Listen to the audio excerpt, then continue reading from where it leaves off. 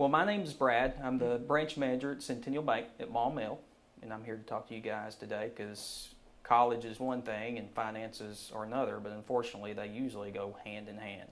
So I want you guys to be as prepared as you possibly can be so you don't have to have the stress of college and then on top of it money problems. So I gave you a list and I want you to follow along with me. If you have a question, just feel free to stop me. I'd be more than happy to explain it further for you. But I put the good, the bad, the ugly because a lot of it is that. You have the good things about what you're going to learn, and some of them are kind of bad. You're not going to like it. And the ugly, you might like it, you might not, but you have to do it. So what we're going to do is we're going to start with balancing the checkbook. I gave you guys all checkbook registers. So if you would, go ahead and kind of open them and kind of get familiarize yourself with that. And it's basically just a journal. Have any of you guys ever kept a journal before? I know you have because I used to, and I used to have to in elementary school. It's kind of a similar concept. You basically start at one page and you just keep adding on to it. As long as you keep it organized, you're all right. And at the end of the month, you're going to get a statement from us. And the best thing to do, best practice to do, is to go over that statement, make sure everything matches up. Because usually when people come in there to my desk and they've messed up, what has happened was they forgot to write something down. Sometimes in their favor, sometimes not in their favor. Sometimes people forgot to write a deposit down. Oh, I have too much money. Well, they have the money they're supposed to. They just forgot to write it down. So I want you guys to kind of look at the top and let's see. At the very top, when you open your account, you look at the left, and you can look left to right. And basically, you fill in your deposit amount. You'll go down to the left, and you'll start from there, go across. Start down from the left and go across. It's as easy as that. But it can be confusing, though, if you get something left out. But we're more than happy to help. I know I help people all the time with their checkbooks. If you ever find a problem, please call us immediately because it just adds on. It's just like a domino effect. Once you mess up, if you don't let us know, it sometimes can get pretty bad. You'd be in the hole quite a bit of money. But that brings me to my next topic, writing a check. Who's written a check before in here? All right. Got lots of check writers in here. No, is it because your mom said, here, fill out the check for me kind of thing? That's good. You steal your mom's checks. The most important thing about writing a check is always write it down in your checkbook register. It's the most important thing. Stop what you're doing, writing it down, because a check, unlike internet banking, will not show immediately. Some people might hold that thing up until 6 months before they cash it. If you didn't write it down, you think you have all this money. Well, you don't. That's the most important thing, and then, of course, make sure you fill it out. Don't ever, I see a lot of people do this, a lot of college kids, and usually these are the ones that come in and they're crying because somebody's stolen their check. What they do is they go in and on their checks, they go ahead and sign their name. Don't ever do that. Because if somebody picks up your checkbook and steals it, guess what? You've signed your name to it. So it's pretty much hard to find them if they have a perfect signature of you. Usually how we catch check counterfeiters is usually we'll look up your signature card and we'll say, well, this is not her. And we'll go after them and catch them for you. But if you're writing your signature in there, pre-writing your signature, there's not a whole lot we can do. So always make sure you leave them blank and kind of keep an eye on your check numbers. Because unfortunately, usually in college, there's a lot of people who will steal checkbooks, especially in cars. If you were to have a gathering or something like that, or if you went to a football stadium, you leave your checkbook there in your purse. That's how a lot of checkbooks get stolen. You can ask anybody. It's happened to almost everybody. It's happened to me. Somebody stole my checkbook before. But if you keep that check number in your head, kind of what sequence number you're at, all you have to do is call us and we'll be able to put a stop payment on it and they can't get a thing. But you have to kind of keep track of what you're doing, which is also why you should keep a checkbook register, because that kind of keeps you in play with what you're dealing with. You guys have any questions on checks? Well, and you also don't write just your checks down in there. If you're using your debit card, you have to, because that comes out of your checking account, so you have to write that down too. Yes, please. Reason I say that is a lot of people do, like she's saying, you only have to write your checks down. Debit card's the same thing. As soon as you give somebody your debit card to pay, they take it out. It may not be instantly, but you've guaranteed them to pay something for you. So the next day or two, it will come out. So y'all be careful with that. It's just a similar thing. Just make sure you write it down. If you write it down, you won't ever have a problem, I promise you. It's usually the people who forget to write it down. And most of the time it's elderly people, but still some kids do it too. But it's harder for them to kind of remember what they did. Otherwise, somebody like me or you might remember, oh, I forgot to write that down. But again, the best thing to do is once you decide you're going to pay for something, go ahead and whip that checkbook register out first, and then write it down and then pay for it. You can do that while the clerk's getting all those groceries together or anything like that. That'll keep you out of a lot of trouble, at least 75% of trouble. In fact, the next subject is find the ease of using a debit card safely. And the reason I say safely is because the number one thing that gets a lot of college kids in trouble is their dorm mates. And the reason is you tell your dorm mate your PIN number and say, so-and-so, go get me something down at the bookstore. Here's my PIN number. Guess what? You just gave them access to your account. Because if you come to me and you say, well, and I look at it and I say, POS, that's point of sale. They had to have your debit card number. Did you give them your PIN number? And you say, yes. I'm like, there's not a thing I can do. Because you willingly gave them your account.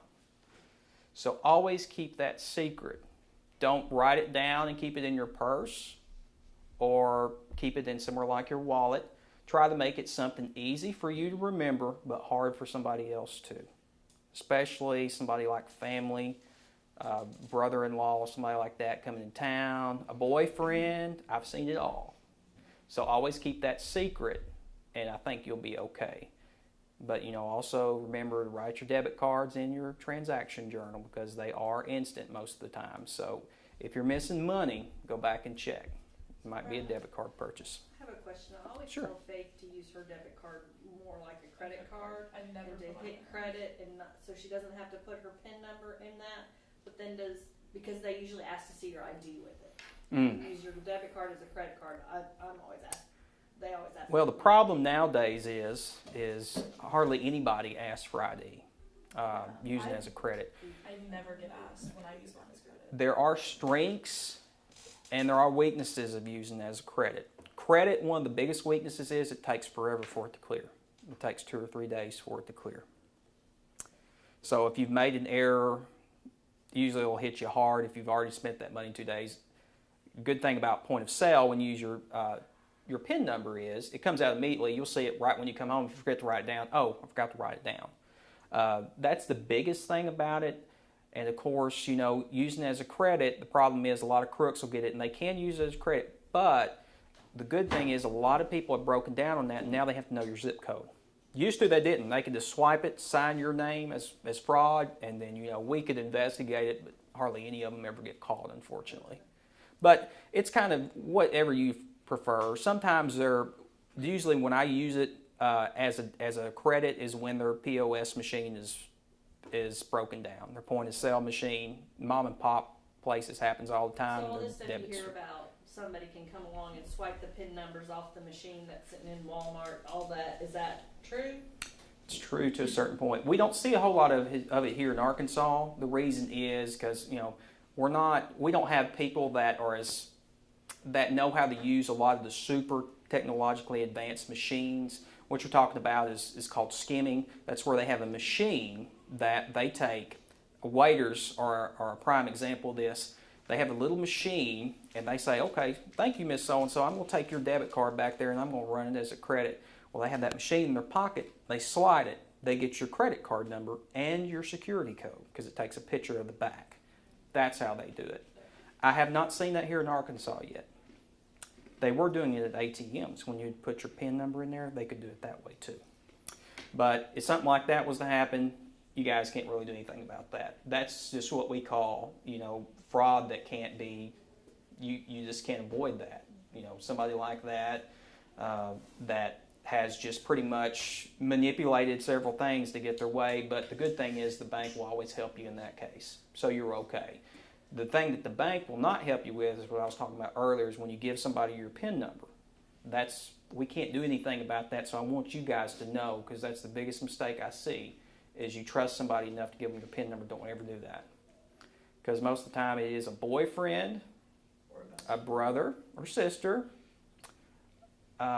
It's been grandparents before, and most typically it's a best friend. We know because I have to go and pull pictures, and I have to ask you who this person is. And then, unfortunately, if you go through with a fraud, they get prosecuted. And I hope that would never happen to your best friend, but it's a big deal when somebody steals money.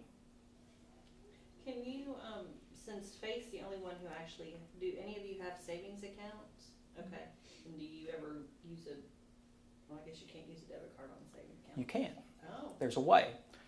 The way to use it now is you have a checking account and you get a savings. We can actually attach your checking and savings to a card, but you have to have a checking account with it.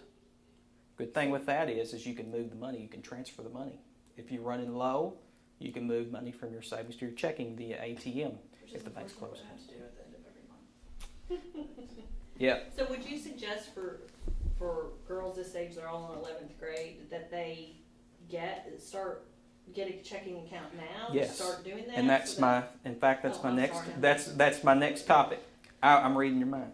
I put find the best account for you because, when I have somebody come in my office, the good thing about Centennial Bank, we're not really trying to sell you guys anything. We're a community bank. The difference between a community bank and a corporate bank is they're interested in sale. I'm interested in your well-being. I want to have something successful for you that won't get you in any trouble. The best account for college students is the free checking. Let me tell you why. There's no maintenance fee on it. They don't have to worry about a secret fee coming out, $8. Most college kids keep their account maybe $2 in it. I did that. Keep about $2 or $3. And guess what happens when that $8 maintenance fee comes? There's a $30 charge added to it. So now you're in the hole, $34, whatever. So you're starting out in the hole. We don't want that to happen to you guys. We want you guys to be in something that has no maintenance. You keep a steady balance, and you know what you're going to have. There's no fees or anything come out. That's what you need to look for. We would love to have you as a customer if it ever comes to that point when you open a checking account, but if you don't, that's okay. Just make sure your bank has something where they don't have any hidden fees. And unfortunately, U.S. Bank and Bank of America and banks like that do. So make sure that you're with your parents and they read over the fine print, because a lot of the bankers will not go over that with you. And I just hate to see it. You guys get taken advantage of, but unfortunately that happens a lot, especially with the kids. Can you explain to them what happened? You're talking about that fee, what happens if you spend more money than you actually have in your account, and how can you actually even do that? It is called Overdraft Protection. All banks have it. It originally started when a lot of customers for banks, this is back a little while ago, and the problem is if you wrote a check, and a lot of this was back when there were only checks, okay?